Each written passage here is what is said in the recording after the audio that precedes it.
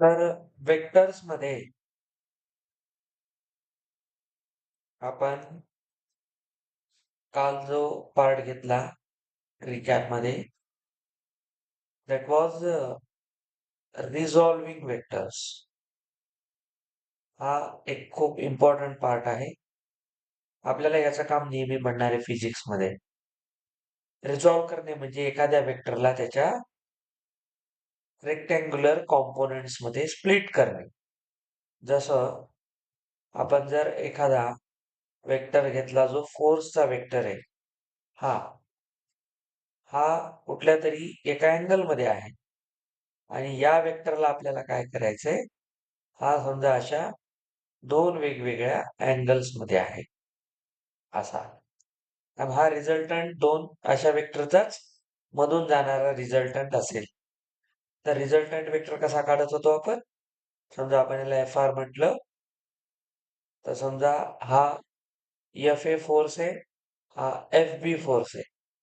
तर हा त्यांचा रिझल्टंट आहे. आणि समजा त्याने याच्यासोबत थिटा अँगल केला, तर आपण याला रिझॉल्व जर केलं, देन आपण असं म्हणू शकतो, if F A and F B two vectors whose resultant is vector fr, then fr can be resolved into its two vectors as. आता याला आपण कसं रिझॉल्व करू शकतो? तर हा जो एफ आर आहे त्याचा एक इकडे येईल कॉम्पोनंट. त्याचा अर्थ काय? हा बनला कशामुळे? एक तर याच्यामुळे आणि याच्यामुळे. हा रिझल्टंट येतो दोघांचा. हा फोर्स असा गेलाच नसता ना. जरी दोन फोर्स नसते तर हा रिझल्टंट बनलाच नसता. म्हणून आपण जर दोन वेक्टर्स वरून या दोन वेक्टर्स वरून रिझल्टंट तयार करू शकतो, तर रिझल्टंटला या दोन वेक्टरमध्ये स्प्लिट करू शकतो. म्हणून आपण याला असं लिहू शकतो की जो एफ आर आहे त्याचा एक कॉम्पोनंट एफ ए कडे येईल आणि तो जो एफ ए आहे तो ऍक्च्युली काय आहे? तर एफ ए आहे एफ आर कॉस थिटा. याला तुम्ही असं लिहू शकता, एफ आर चा कॉस थिटाचा कॉम्पोनंट आणि जो एफ बी आहे तो एफ आर चा साइन थिटा असेल. तर याला आपण म्हणतो रिझोल्युशन. वेक्टरला रिझॉल्व केला आपण. तर जिकडे थिटा असतो तिकडे कॉस थिटा घेत चला आणि त्या कॉस थिटाच्या कॉम्पोनंटला जो परपेंडिक्युलर असतो तो असतो साइन थिटा. समजा तुम्हाला कोणी एक असा वेक्टर दिला, तर तुम्ही याला असं समजून चला की याच्यामध्ये दोन आपल्याला परपेंडिक्युलर घ्यायचे, एक असा एक असा. समजलं? जर इकडे थिटा असेल आणि जर या ठिकाणी एक वेक्टर आर असेल, तर त्याचा इकडचा कॉम्पोनंट काय येईल? R cos theta. इकडे थिटा आहे म्हणून आणि इकडे येईल आर साइन थिटा. तर अशा पद्धतीने आपण वेक्टरला रिझॉल्व करतो. ठीक आहे. तर रिझॉल्विंग समजलं. ह्या गोष्टी काढता येतात, काही अवघड नाही. क्वेश्चन आपण करत राहणार. आता यानंतरचा जो टॉपिक आहे that is product of two vectors. Addition subtraction पाहिलं आपण. आता दोन वेक्टरला मल्टिप्लाय करायचंय. तर पहिला मुद्दा, it cannot be done by simple algebraic multiplication.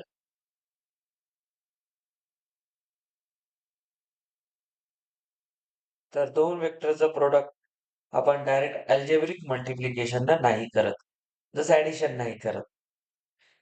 Add करण्यासाठी आपण √a² + b² + 2ab cos θ हा पूर्ण कॉम्पोनंट बनवला. तसंच इथे मल्टिप्लिकेशन दोन टाईपचं आहे. काय काय होऊ शकतं बघा. Let a and b be two vectors. हे दोन वेक्टर आहेत आपल्याकडे. तर काय होऊ शकतं, वेक्टर आणि वेक्टर यांचं जे प्रोडक्ट आहे हे एक वेक्टर असतं. ठीक आहे. आयदर कधी कधी दोन वेक्टर च प्रोडक्ट एक स्केलर हे असतो. ठीक आहे. दोन वेक्टरचं प्रोडक्ट नेहमी वेक्टर असते असं नाही. त्याच्यानंतर जर एखादा स्केलर असेल आणि त्याला तुम्ही एका वेक्टर सोबत मल्टिप्लाय केलं तर तो एक वेक्टरच बनेल. ठीक आहे. तो एक वेक्टर बनेल कारण स्केलर एक नंबर आहे कुठला तरी आणि वेक्टर वेक्टर आहे. तर हा स्केलर त्या वेक्टरला काय करेल, स्वतःच्या एवढा टाइम्स मोठं करेल. जसं आपण एक एम नंबरने मल्टिप्लाय केलं होतं. दोन वेक्टरचं प्रोडक्ट जेव्हा एक वेक्टर येतो तेव्हा आपण याला म्हणतो वेक्टर प्रोडक्ट. त्या वेक्टर प्रोडक्टलाच आपण म्हणतो क्रॉस प्रोडक्ट. आता हे थोडं नीट समजून घ्या. दोन वेक्टरला मल्टिप्लाय करून जर स्केलर आला तर आपण त्याला म्हणतो स्केलर प्रोडक्ट. आणि हा जो स्केलर प्रोडक्ट आहे यालाच आपण म्हणतो डॉट प्रोडक्ट. ठीक आहे. तर हा असतो क्रॉस आणि हा असतो डॉट प्रोडक्ट. इथं काही नाही. इथे आपण एक एम घेतला स्केलर, ए घेतला वेक्टर, तर आपण यांचं प्रोडक्ट लिहितो M A vector which is a vector. ठीक आहे. तर वेक्टरचे बेसिक दोन प्रोडक्ट असतात. एक vector into vector is vector, त्याला नाव आहे cross product. Vector into vector is scalar, ते आहे डॉट प्रोडक्ट. तर दोन वेक्टरचा डॉट एक नेहमी स्केलर असतं, दोन वेक्टरचा क्रॉस एक वेक्टर असतो. Very important. तर दोन टाईपचे वेक्टर्सचे प्रोडक्ट आहेत हे आता आपल्याला क्लिअर होईल. आता याला कसं लिहितात चला. तर पहिल्यांदा आपण पाहूया स्केलर प्रोडक्ट. स्केलर प्रोडक्ट ज्याला आपण डॉट प्रोडक्टही म्हणतो. Dot product. आता बघा आपल्याकडे एक वेक्टर आहे. समजा हा एक वेक्टर आहे आणि एक वेक्टर असा आहे. या दोन वेक्टरच्या मध्ये समजा एक अँगल आहे थिटा. हा वेक्टर ए आणि हा बी आहे. यांच्यातला अँगल थिटा आहे. तर यांच्यावर जो आपण एक परपेंडिक्युलर टाकू असा या टाइपने, तर हा रिप्रेझेंट करतो ए आणि बी यांचा डॉट प्रोडक्ट. तर ए डॉट बी हा काय असतो, magnitude of A into magnitude of B into cos theta. सगळ्यात मेन गोष्ट, दोन वेक्टरचे जे डॉट प्रोडक्ट आहे त्याचा कॉम्पोनंट नेहमी कॉस थिटा असतो. दोघांचं मॅग्निट्यूड, तर याला आपण लिहू की magnitude of A into magnitude of B आणि त्या दोन अँगलचा कोसाइन. तर हा असतो डॉट प्रोडक्ट. एक्झाम्पल, आपल्याला माहिती आहे वर्क डन. 9th ला शिकलो आपण. वर्क काय असतं? वर्क असतं फोर्स इंटू डिस्प्लेसमेंट. आपण म्हणतो work is said to be done when a body is displaced by force. तेव्हाच वर्क होते. वर्क होण्याची डेफिनेशनच ही आहे. तर आपण असं म्हणू की जो वर्क आहे तो फोर्स आणि डिस्प्लेसमेंट यांचा डॉट प्रोडक्ट असतो. कारण work is a scalar quantity. आपण आताच पाहिलेले वर्क एक स्केलर क्वांटिटी आहे. स्केलरचा अर्थ डॉट प्रोडक्ट. म्हणजे दोन वेक्टरचं प्रोडक्ट एक स्केलर आहे. म्हणजे बघा हा पण एक वेक्टर आहे, हा पण एक वेक्टर आहे. मी डोक्यावर बाण दिला म्हणजे तो वेक्टर आहे आणि त्याच्यात डॉट टाकला. डॉट म्हणजे स्केलर प्रोडक्ट आहे. म्हणजे याचा रिझल्ट एक स्केलर आहे. वर्कच्या डोक्यावर बाण नाही. Work is not a vector quantity. So कारण आपण वर्क मध्ये डायरेक्शन बघत नाही. एवढंच म्हणू की वर्क झालं. इन विच डायरेक्शन ते आपण पाहत नाही. मग याला कसं लिहितात? तर वर्क डन मध्ये magnitude of force, magnitude of displacement into cos theta. समजलं? जेव्हा आपण कॉस थिटा ते आहे स्केलर प्रोडक्ट. स्केलर प्रोडक्ट मध्ये कंपल्सरी कॉस थिटा येतो. त्याच्यानंतर अजून एखादं एक्झाम्पल, पॉवर. पॉवर काय असतो?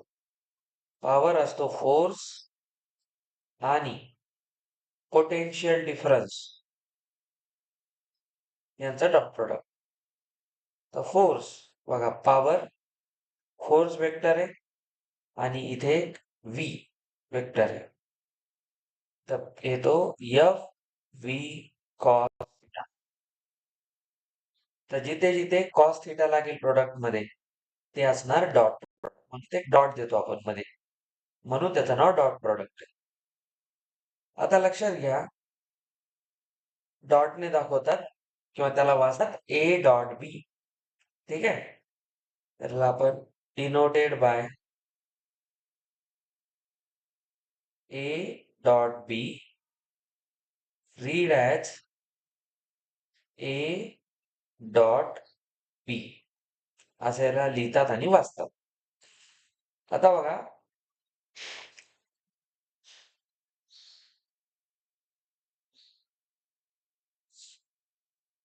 आता बघा, if theta is less than 90 degree. आता तुम्ही असं समजून घ्या की आपल्याकडे एक सर्क्युलर सिस्टीम आहे जी आता आपण शिकत आहोत ट्रिग्नोमेट्री मध्ये, आणि एका सर्कल मध्ये हे 4 क्वाड्रंट आहेत. तर ट्रिग्नोमेट्रीचे 6 रेशिओ ASTC ने चालतात. हे आपण आज शिकणार आहे. ASTC हा रूल आहे. तर याचा अर्थ असतो इथे A फॉर ऑल ट्रिग्नोमेट्रीचे सगळे रेशिओ पॉझिटिव्ह फर्स्ट क्वाड्रंट मध्ये. हा आहे 0 to 90. ठीक आहे, इथे 180, हा 270 आणि हा पुन्हा 360. तर फर्स्ट क्वाड्रंट मध्ये all ratios are positive. Second मध्ये एस एस इथे येतं साइन अँड कोसिक पॉझिटिव्ह. इथे येतं T tan and cot positive. आणि इथे येतं कॉस अँड सिक पॉझिटिव्ह. समजलं? तर या रूलने तुम्ही पहा, आपण याची जेव्हा स्टडी करतोय,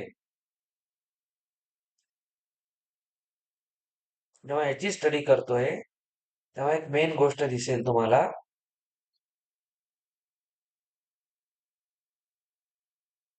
ही स्टडी करताना आपण कॉस बद्दल बोलतो. तर ऑल पॉझिटिव्ह मध्ये कॉस पॉझिटिव्ह आला कुठे? फर्स्ट क्वाड्रंटला. आणि इथे कॉस पॉझिटिव्ह आला फोर्थ क्वाड्रंटला. तर एक गोष्ट लक्षात ठेवायची, कॉस दोन जागेवर पॉझिटिव्ह आहे. एक फर्स्ट क्वाड्रंट मध्ये एक फोर्थ क्वाड्रंट मध्ये. सेकंड आणि थर्ड क्वाड्रंट मध्ये कॉस निगेटिव्ह आहे. ठीक आहे. तर इथे तुम्ही असं लिहू शकता, थिटा जर लेस दॅन 90 आहे म्हणजे कुठे आहे? First quadrant. 90च्या लेस, मागे येणं म्हणजे लेस, पुढे जाणं म्हणजे प्लस. त्याला आपण क्लॉकवाईज डायरेक्शन मध्ये निगेटिव्ह मानले, कमी कमी होतं. हे अँटी क्लॉकवाईज आहे. आता ट्रिग्नोमेट्री शिकवलं तुम्हाला. सेकंड क्वाड्रंट किंवा फर्स्ट क्वाड्रंट मध्ये जर अँगल असेल हा थिटा, जर 90 पेक्षा कमी असेल तर कॉस थिटा काय होईल? पॉझिटिव्ह होईल. ठीक आहे. याचा अर्थ जे प्रोडक्ट आहे ते पॉझिटिव्ह असेल. ऑब्विस आहे इथे, हे की नाही?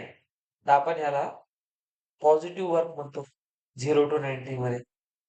जर थिटा 90 पेक्षा मोठा पण 180 पेक्षा लहान आहे, म्हणजे सेकंड क्वाड्रंट मध्ये, आलं लक्षात?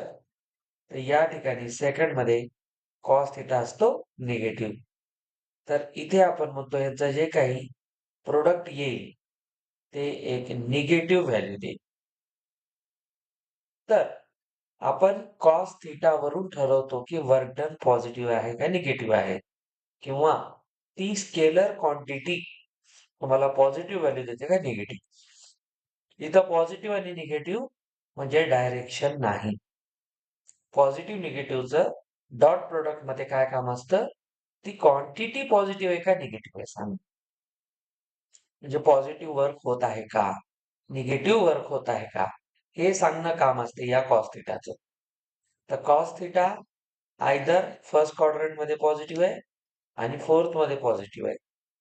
तर इथे less than 90 product is positive, 90 to 180 मध्ये निगेटिव्ह, कारण साइन पॉझिटिव्ह आहे, बाकीचे निगेटिव्ह असतं. तर या पद्धतीने आपण पाहतो स्केलर प्रोडक्ट या दोन प्रकारे काम करतं. आता स्केलर प्रोडक्ट मध्ये काही महत्वाच्या गोष्टी, important points regarding dot product. जर डॉट प्रोडक्ट असेल तर काही महत्वाचे पॉइंट लक्षात ठेवा. फर्स्ट, ए आणि बी दोन वेक्टर आहेत, यांचा डॉट प्रोडक्ट जर ए डॉट बी असेल आणि जर आपण या दोन वेक्टरची ऑर्डर बदलली, बी डॉट ए केलं, तर दोघांचं डॉट प्रोडक्ट नेहमी इक्वल येतं. त्याचा अर्थ आहे की डॉट प्रोडक्ट इज कम्युटेटिव्ह. ठीक आहे, आणि नेहमी कम्युटेटिव्ह असेल. त्याच्यानंतर आपण लहानपणी शिकलोय, आपण घेतला बी आणि सी दोन वेक्टरला ऍड केलं आणि त्यांना ए सोबत डॉट केला ऍड करून, किंवा आपण आता याला सेपरेट केलं तर काय येईल? A dot B plus A dot C हे इक्वल येतात. याचा अर्थ it is distributive. Dot product is distributive, distribute करता येतं. एखाद्या वेक्टर ए ला स्वतःसोबत डॉट प्रोडक्ट केला तर आपल्याला त्याच्या मॅग्निट्यूडचा स्क्वेअर मिळतो. ए dot A is a square. याला आपण म्हणतो सेल्फ डॉट प्रोडक्ट, स्वतःसोबत केलेलं डॉट प्रोडक्ट. खास प्रॉपर्टीज आहेत, लक्ष देऊन समजून घ्या. आपण जेव्हा असं लिहितो ए डॉट बी, याला लिहितो ए बी कॉस थिटा. जेव्हा अँगल घेतली तेव्हा असं लिहा. तर याचा अर्थ काय आहे? मी बी सोबत कॉस थिटा लावलाय, ए सोबत नाही. हे समजून घ्या, व्हेरी इम्पॉर्टंट. दोन वेक्टरचं डॉट प्रोडक्ट असं लिहिलं आपण, असंच लिहितात, दुसरा प्रकार नाहीये. तर बी कॉस थिटा लिहिले, त्याचा अर्थ काय असतो बघा. कॉम्पोनंट, हा, हो, पण तुम्ही कोणाचा कॉम्पोनंट घ्यायलात, कोणत्या वेक्टरला रिझॉल्व्ह करायला ते महत्वाचं आहे ना. कम्युटेटिव्ह आहे म्हणून तर आता पुढे तू ए बी कॉस थिटाला बी ए कॉस थिटा पण लिहू शकते. फक्त कॉस थिटा कोणासोबत आहे इथे, बी सोबत. याला आपण म्हणतो कॉम्पोनंट ऑफ बी. आता बी चा घेतला आपण अलॉंग ए. अलॉंग ए जसं मी आता म्हणलं, हा बी वेक्टर आहे, हा ए वेक्टर आहे, इथे थिटा आहे. तर तू कोणाला स्प्लिट करशील? मी बी ला ए कडे घेऊन आलो, अँगल इकडे आहे. तर जर मी एक असा वेक्टर दाखवला इथं, हा काय असेल? बी कॉस थिटा. बी चा कॉम्पोनंट इकडे घेतला, कोणाच्या अलॉंग घेतला? ए च्या अलॉंग. म्हणून ह्याला म्हणतात कॉम्पोनंट ऑफ बी अलॉंग ए. समजलं? सेम पद्धतीनं काय म्हणाल तुम्ही ऑर मध्ये, जर ए डॉट बी कसा आला? बी ए कॉस थिटा. आता तुम्ही कोणाचा कॉम्पोनंट घेतला? ए चा. तर इथे तुम्ही काय लिहाल? कॉम्पोनंट ऑफ ए अलॉंग बी. याला तुम्ही कसं दाखवाल? बघा, जर इकडे बी आहे, इकडे ए आहे, हा थिटा आहे. आणि जर तुम्ही इकडे दाखवला तर हा काय असेल? ए चा कॉम्पोनंट बी च्या डायरेक्शन मध्ये. त्याला असं रिप्रेझेंट करतात. कॉम्पोनंट तुम्ही दोन्ही वेक्टरचा घेऊ शकता, दुसऱ्या वेक्टरच्या along. That is the point. समजून चला, आता खूप मेन आहे. आता आपण एक रेक्टँग्युलर सिस्टीम पाहिली होती, तुम्हाला आठवत असेल तर. एक एक्स ऍक्सिस कडे जाणारा, एक वाय ऍक्सिस आणि एक झेड ऍक्सिस. आठवते? समजा आपण यांचे युनिट वेक्टर्स घेतले, केलं होतं परवा पण असं. हे युनिट वेक्टर्स घेतले. We know that this is I cap, this is J cap and this is K cap. हे एक्स वाय झेड च्या अलॉंग आहेत. आता जर मी दुसरा कोणता वेक्टर घेतला, त्याचा पण एक्स ऍक्सिसच्या अलॉंग कोण असेल? आय कॅपच असेल. दोन वेक्टर पाहिलं, प्रत्येक वेक्टरचा आय जे के असेल ना. आता मी काय केलं, विचार करा. एक वेक्टर घेतला फॉर वेक्टर्स ए अँड बी. आपण काय करायलो, यांचे युनिट वेक्टर्स घेतले. Unit vectors along x. Along x unit vector कोणते आहेत? सर, पहिल्याचा आय, दुसऱ्याचा पण I. Me I dot I केलं. समजून घ्या, आता मेन खेळ सुरू होतो. I dot I. A dot A काय होतं? आय डॉट आय काय होईल? I square. बट बघा, पहिल्याचा आय इकडे, दुसरा पण आय इकडेच असणार. म्हणजे आय आणि आय मध्ये अँगल किती आहे? 0. दोन्ही सेम डायरेक्शनला आहेत. Collinear vectors, parallel vectors. एक आय च्या अलॉंग आहे, दुसरा पण आय आहे. कोलिनियर राहू शकतात, पॅरलल राहू शकतात. दोघांचा अँगल सेम आहे, एका डायरेक्शनला आहे, 0 डिग्री. म्हणजे यांचं प्रोडक्ट काय येणार? I square cos 0. Cos 0 is 1. म्हणून आपण लिहितो I square into 1, that is I square. तर आय डॉट आय काय असतो? आय स्क्वेअर असतो. समजून घ्या, तर आय ची व्हॅल्यू तो 1 आहे, युनिट वेक्टर आहे ना. त्याचा फायनल आन्सर किती येतं? 1. कारण आय, जे आणि के हे प्रत्येकी काय असतात? 1. कारण हे युनिट वेक्टर्स आहेत. युनिट वेक्टरची आपण डेफिनेशन लिहिली होती, त्यांचं मॅग्निट्यूड 1 असतं, म्हणून 1 लिहिलं मी. आता सांगा, हाच रूल काय लागेल? J dot J. सर, हा पण 1 येईल, कारण जे आणि जे दोन्ही एकाच डायरेक्शनला आहे. अँगल 0, 90 नाही, 90 एक्स सोबत आहे. जे सोबत जे कुठं चाललाय? सेम डायरेक्शनला, म्हणून 0 डिग्री. सेम के डॉट के, तो पण 1 आहे. हा एक खूप महत्वाचा रिझल्ट आहे. जे युनिट वेक्टर्स आहेत त्यांचं डॉट नेहमी 1 देतात. त्याच अलॉंग आपण गेलो तर. आता इथे एक महत्वाची गोष्ट आहे.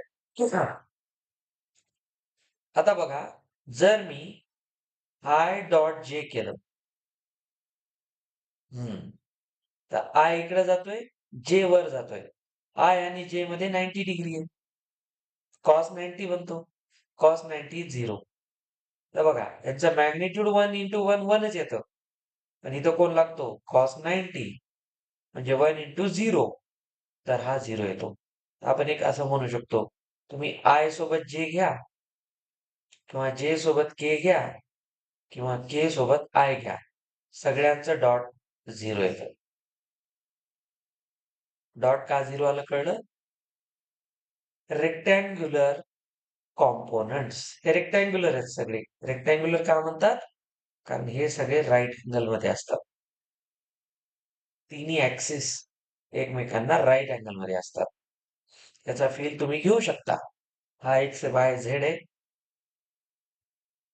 एक्स वाय झेड कोणते दोन बघा, इकडून पहा परपेंडिक्युलर, हे दोन परपेंडिक्युलर, हे दोन परपेंडिक्युलर. तर इकडे एक्स आय कॅप जे कॅप के कॅप या पद्धतीने आपण याला पाहतो.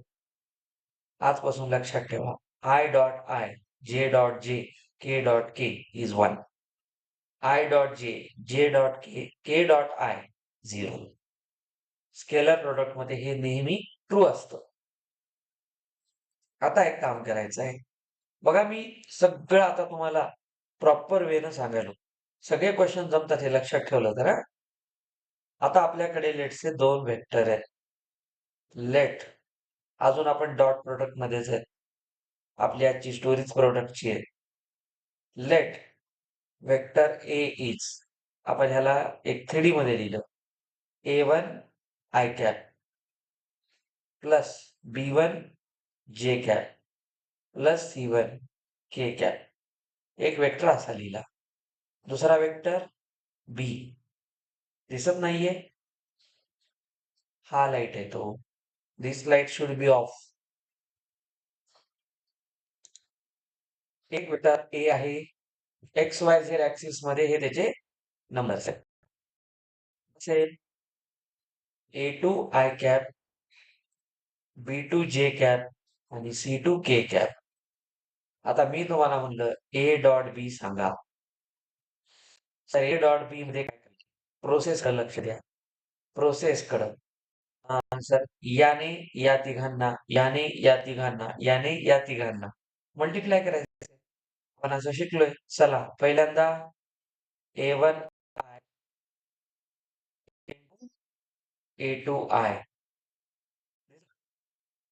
प्लस A1 B1 C1 हे त्यांचे कोएफिशियंट्स आहेत. नंबर एक्झाम्पल होतो. आता सगळ्यात जास्त नंबर आपल्याला म्हणून हे समजूया. दोन वेक्टर्स आहेत आय जे के मध्ये आपल्याकडे. हे त्यांचे कोण आहेत? ऍक्सिस वाईज कॉम्पोनंट्स आहेत. आपल्याला ए आणि बी चं स्केलर प्रोडक्ट मिळाले. तर आपण आधी याने याला मल्टिप्लाय केलं, मग A1 आय ने B2 जे ला मल्टिप्लाय केलं.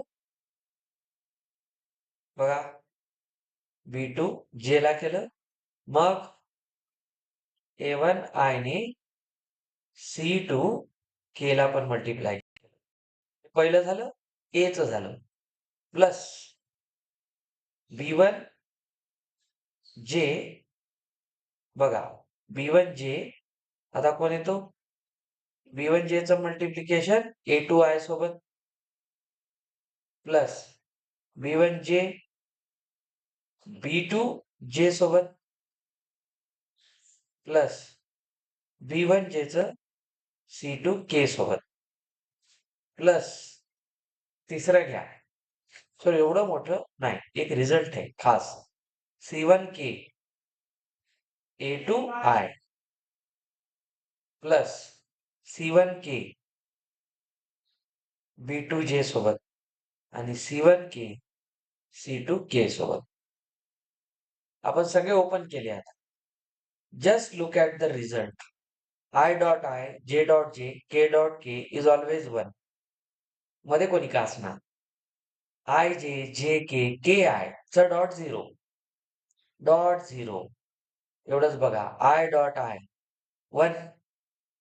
I dot J 0. I dot K 0. म्हणून म्हणलं रिझल्ट कडे या. J dot I 0. J dot J 1. J dot K 0. K dot I 0. K dot J 0. K dot K 1. बचा कौन? तर A डॉट B मध्ये सर I डॉट I तर 1 आहे. तर प्रोडक्ट काय येईल? A1 A2. बाकी तर 1 झाला. चलो इधर खतम. इधर B1 B2. इकडे C1 C2. Very simplified result. तर डॉट प्रोडक्ट जेव्हा काढायचा असेल तेव्हा एक करू शकता. जसं एक्झाम्पल, मी जर तुम्हाला म्हणलं माझ्याकडे एक वेक्टर आहे 3i plus 2j minus k. ह्याचं डॉट घ्यायचंय i plus 3j minus 2k सोबत. तर जास्त डोकं लावायचं नाही. A1 A2 3 into 1 A1 A2 plus B1 B2 plus 2 into 3. समजलं? 2 into 3. आता इथे प्लस बघा, मायनस मायनस प्लस. इथे काय ना 1 into 2. कारण मायनस मायनस प्लस झाला. तर 3 प्लस 6 प्लस 2 काय नाही 11. आता तुम्ही बघू शकता आपल्याकडे एक नंबर आला. का बरं सर इथं आयजे के का नाही आला? Scalar product. Scalar is not a vector. Dot product always give a constant number. तुमच्या आन्सर मध्ये IJK येणार नाही. That's important. आजपासून लक्षात ठेवा, दोनचं डॉट प्रोडक्ट घ्यायचंय. A1 A2, B1 B2, C1 C2 dot मध्ये. हे फक्त प्रूफ होतं युझिंग दीज प्रॉपर्टीज. कळलं? हे खूप महत्वाचं आहे. आता समजून घ्या. आता आपल्याकडे एक पुढचा रिझल्ट आहे. नेक्स्ट, वी नो जर मला A डॉट B काढायचा असेल तर मी काय केलं? A चं मॅग्निट्यूड B चं मॅग्निट्यूड इंटू कॉस थिटा केलं. आता तुम्हाला जर कोणी विचारलं find angle between A and B.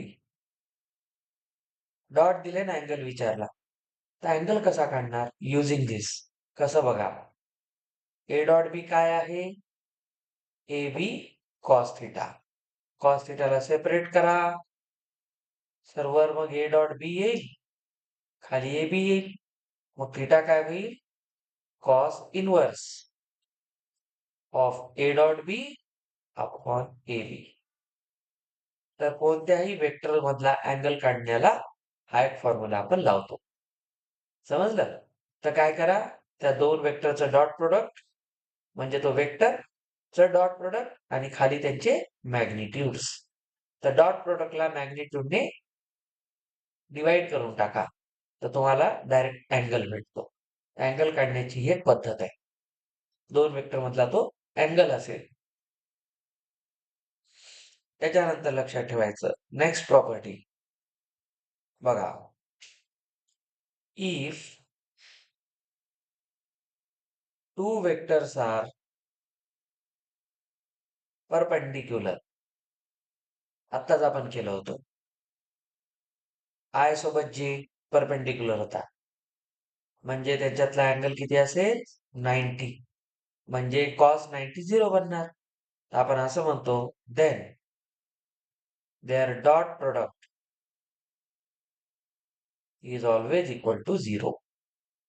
जर दोन प्रोडक्ट आर पॅरलल और कोलिनियर, त्याच्यातला थिटा असतो 0 डिग्री, तर त्यांचा डॉट प्रोडक्ट असतो 1.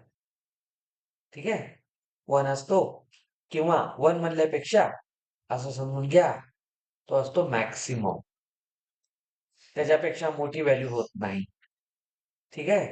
आणि जर दोन प्रोडक्ट, आपण जर angle, if two vectors are anti parallel, आताच पाहिलं आपण, जिथे थिटा असतो 180, तर डॉट प्रोडक्ट इज मिनिमम. कारण कॉस 180 -1 बनतो, -1 म्हणजे मिनिमम. कारण कॉस थिटा निगेटिव्ह असतो. हे 3 रूल्स आले इथपर्यंत लक्षात. आता ह्याच्यामध्ये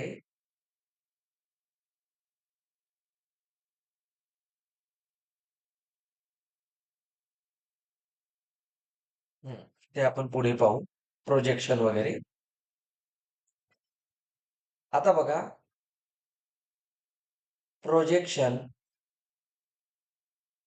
projection of vector A along बी. म्हणजे इथं आपण काय करतो, कॉम्पोनंट्स ऑफ डॉट प्रोडक्ट.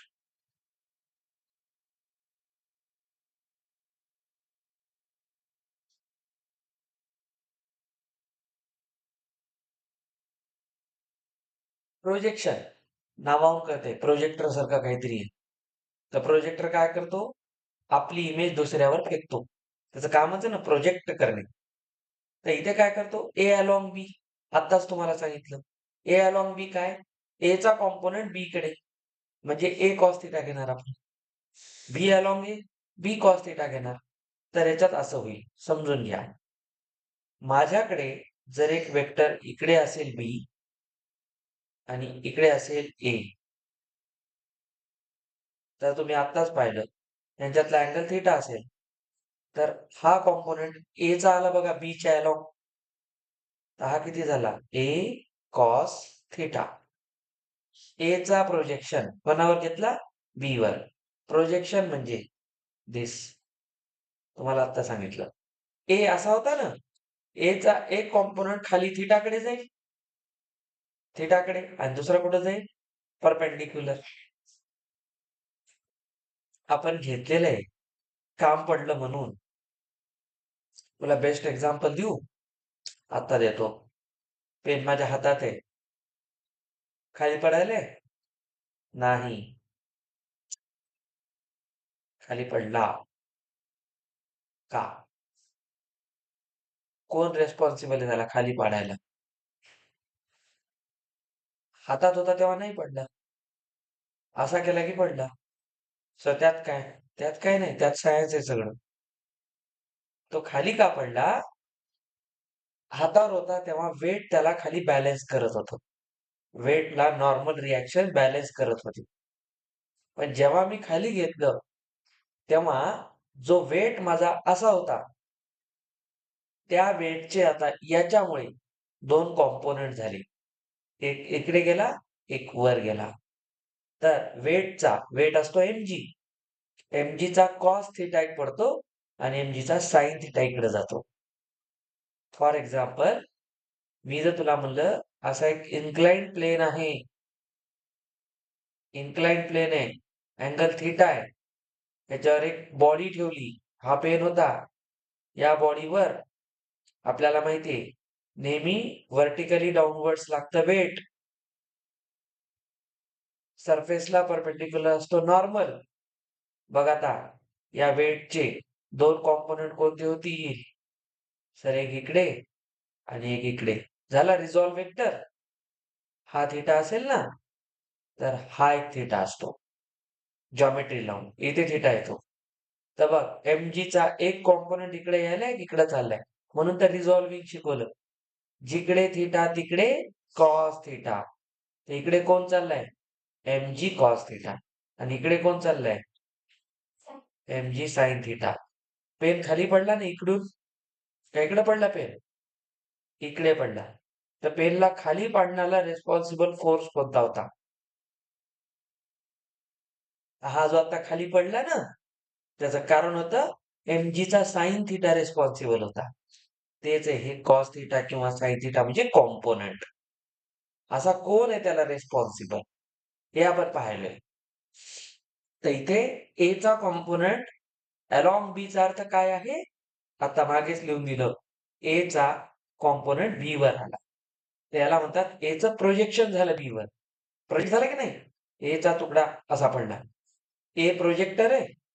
त्याच्यामध्ये आपण कम्प्युटर जोडलंय आणि बी कोण आहे? स्क्रीन आहे. तर प्रोजेक्टर मधला प्रोजेक्टरच्या हेल्पने कम्प्युटर मधला डेटा मी स्क्रीनवर दाखवेल. फॉर एक्झाम्पल माझा लॅपटॉप आता तुम्ही टीव्हीत बघताय. प्रोजेक्शन झालं. कोणावर झालं? लॅपटॉपचं प्रोजेक्शन टीव्हीवर झालं. का टीव्ही आता मोबाईल माझ्या लॅपटॉप मध्ये दिसतोय का? नाही. प्रोजेक्शन. तर प्रोजेक्शनचा अर्थच आहे एक कॉम्पोनंट दुसरीकडे घेऊन जाणं. याचा अर्थ काय? सर ए कॉस थिटा हा प्रोजेक्शन आहे. नीट बघा याची एक शॉर्टकट आहे. सर ए ला ए कोणासोबत मल्टिप्लाय व्हायलाय? Cos theta. Cos theta sir तुम्ही आता सांगितला ए डॉट बी घ्या आणि खाली ए बी चं मॅग्निट्यूड घ्या. अँगल का? तर याच्यामध्ये काय झालं बघा. तुम्ही जादू बघा. ए ए कॅन्सल होतो. म्हणजे काय आला? A dot B divided by B. तर ए कॉस थिटा चं प्रोजेक्शन काय असतं? A dot B upon B. This is the projection rule. म्हणून बघा ए कॉस थिटाचा प्रोजेक्शन काय असतो नेहमी? A dot B divided by B. जेव्हा तुम्ही डिव्हिजन मध्ये बी घेता तेव्हा तुम्ही कोणाचं प्रोजेक्शन घेताय? ए चं प्रोजेक्शन. नाही मल्टिप्लिकेशन आहे. साधं प्रोडक्ट आहे. मॅग्निट्यूड आहे ना बेटा. मॅग्निट्यूड तू असं काढशील ना. This into this. ए चं मॅग्निट्यूड बी चं मॅग्निट्यूड. सगळं करणार आहेत. काळजी करू नका. हे सगळे आपण क्वेश्चन मध्ये करणार आहेत. आपण थेअरी शिकतोय. वेक्टर आता मी तुम्हाला इतकं डीप मध्ये शिकवायलोय. तुम्हाला फ्युचर मध्ये कधीच अडचण येणार नाही. कधीच. Provided that you learn by heart. नाही तर हा हे सांगायलेत मायबापानं पाठवले अशी वेळ नाही आली पाहिजे. हे शिकायसाठी खूप पेशन्स लागतात. मी एकदम सायलेंटली शिकवायला. लक्ष द्या. ए चं प्रोजेक्शन बी वर जर तुम्हाला कोणी सांगितलं तर डिनॉमिनेटर मध्ये बी येतो. ठीक आहे? ए चं प्रोजेक्शन बी वर. हा चलो मग सांगा बरं बी अलॉंग ए काय असेल? सर बी अलॉंग ए म्हणजे बी कॉस थिटा. बी चा ए कडे आलेला कॉम्पोनंट म्हणजे sir B into A dot B by A B. Product तर तेच येणार. कॉस थिटा तर तेच येणार ना नेहमी. सर पण आता इथे कॅन्सल कोण होणार? बी कॅन्सल होणार आणि इथं कोण येणार? ए डॉट बी बाय ए. तर ए डॉट बी बाय ए चा अर्थ कोण आहे? बी चं प्रोजेक्शन ए वर आणि ए डॉट बी बाय बी कोण आहे? ए चं प्रोजेक्शन बी वर. तर कोणता वेक्टर कोणावर तुम्ही प्रोजेक्ट केला? Projection rule is most crucial in mathematics. आपण पुढे यूज करणार त्याला मॅथ्स मध्ये. चांगल्या चांगल्यांना प्रोजेक्शन कळत नाही. ही त्याची छान टेक्निक आहे लक्षात ठेवायची. ए चा कॉम्पोनंट बी वर टाकला म्हणजे ए प्रोजेक्शन बी. बी प्रोजेक्शन ए म्हणल्यावर बी चा कॉम्पोनंट ए वर आला. तर ए प्रोजेक्शन बी काय असेल? Sir A dot B by B. B projection A काय असेल? A dot B by A. On ज्याच्यावर प्रोजेक्शन आहे तो डिनॉमिनेटर मध्ये. बघा ए चं बी वर आहे तर खाली बी आला. बी चा ए वर प्रोजेक्शन आहे तर खाली ए आला. वर फिक्स आहे ए डॉट बी. तर दोन वेक्टरचं प्रोडक्ट घ्या आणि खाली त्याचं मॅग्निट्यूड घ्या. कोणाचं? दोन्हीपैकी एकाचं. तर तो त्याचा काय असतो? प्रोजेक्शन. आणि हा प्रोजेक्शनच तुमचे बरेचसे क्वेश्चन सॉल्व्ह करतो. चला आता हे झालं तुमचं स्केलर प्रोडक्ट. समजलं स्केलर प्रोडक्टचा खेळ सगळा. आता मी तुम्हाला याचा एक क्वेश्चन दाखवतो जो थोडीशी हेल्प करेल. बघा फाइंड. आता बघू किती जणाला तुम्हाला कॉन्सेप्ट समजला. Find the projection of A vector आहे 2i कॅप, मी कॅप काढत नाही हा, minus J cap plus K cap on B I cap minus 2 J cap plus K cap एवढंच बघायचं. कोणाचा कोणावर ए ऑन बी. तर डोक्यात काय आलं पाहिजे, सर इकडे बी आहे, इकडे ए आहे, दोघांचा अँगल थीटा आहे, तर हा ए ऑन बी आहे, म्हणजे हा ए कॉस थीटा आहे. सर याचा फॉर्म्युला तुम्ही आता सांगितला, ए प्रोजेक्शन ए ऑन बी काय असतो, ए डॉट बी ज्याच्यावर आहे त्याला खाली घ्या. फट फट फट फट आलं पाहिजे, तर काहीतरी मज्जा आहे, नाही तर बसा बोंबलत. आता तुम्ही काय करणार, सर ए डॉट बी तुम्ही आता सांगितला A1 A2 हटवा, B1 B2 C1 C2. Sir A1 A2 कोण आहे, +2 minus minus plus, B1 B2 कोण आहे 4 +1 +1 1. हा झाला ए डॉट बी. सर बीचं काय घ्यायचंय, मॅग्निट्यूड. कोणत्या याचं मॅग्निट्यूड हे असते √1² मायनस 2² आणि इथून परत 1². तर वर किती झाला 7, खाली किती आला सर 1 + 4 + 1 दिसतंय. तर वर किती आहे 7 7 आणि खाली √6. ओके, बरोबर आहे का बघा. 2 प्लस, अरे मी तो 4 घेतलं का बेटा, 1 मिनिट हा, -1 -2 +2 येतं, इथं 2 येतं, काही प्रॉब्लेम नाही, फक्त वरचा नंबर चेंज होतोय, इथं 5 येईल. समजलं प्रोजेक्शन कसं येतं ते. चला याच प्रश्नात मी विचारतो, बी ऑन ए सांगा. सर बी ऑन ए असेल दोघांचं डॉट, ऑन ए म्हणून याला खाली घ्या. हे सगळं आता परीक्षेत विचारणार आहे मी, हे ठीक आहे ना, सगळं ठीक आहे. चॅप्टर मोठा आहे बघा, बारीक बारीक बारीक गोष्टी आहेत. आता मजा यायली, वेक्टर कसे सॉल्व्ह होतात. सर ए डॉट बी तर नाही बदलणार, फक्त एचा मॅग्निट्यूड बदलेल. एचा मॅग्निट्यूड कोण आहे, 2² -1² +1², तिन्ही घेत जा चला, बस काय नाही. 5 4 + 1 + 1 आपण 6 येतोय, कॉम्पोनंट तेच असल्यामुळं. असा याचा अर्थ कधी होत नाही की याचा आणि याचं प्रोजेक्शन सेम असतं. No, if your vectors are design differently then magnitude may change, त्याचा अडचण नाही. तर हे लक्षात घ्या. आता प्रोजेक्शन पक्क झालं.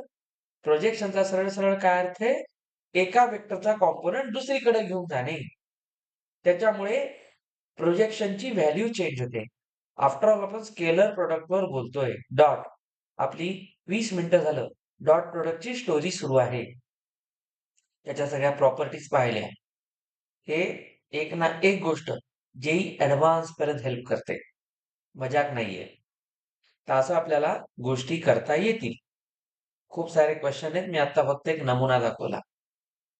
लाईनने क्वेश्चन्स करायचे, तर त्याचा ताण घेऊ नका. क्वेश्चन झाले की सगळं कळतं.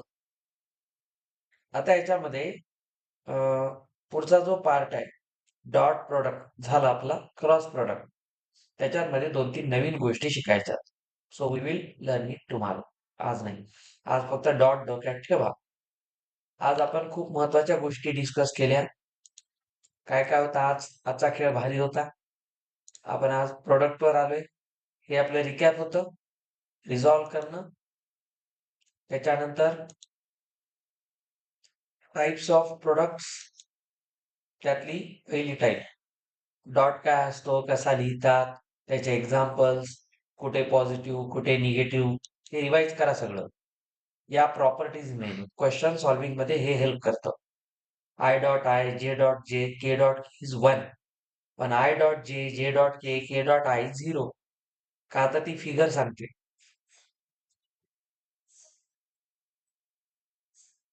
युनिट सर्कल आजच शिकायचं मॅथ्स मध्ये.